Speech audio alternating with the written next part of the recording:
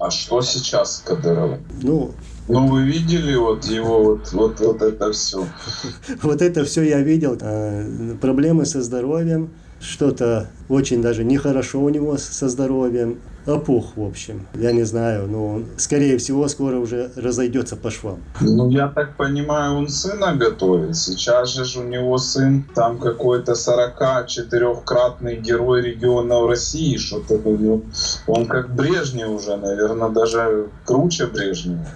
Действительно, они разрекламировали его сына, там он командир какого-то подразделения, медальки, там значки вешают на него разные, пиарят его. Ну, какая разница, что Кадыров старший, вот этот или младший, одно и то же. Но я не думаю, что мы дойдем до этого. Не думаю. Скоро что-то изменится в самой России, а потом уже автоматически изменится и у нас тоже.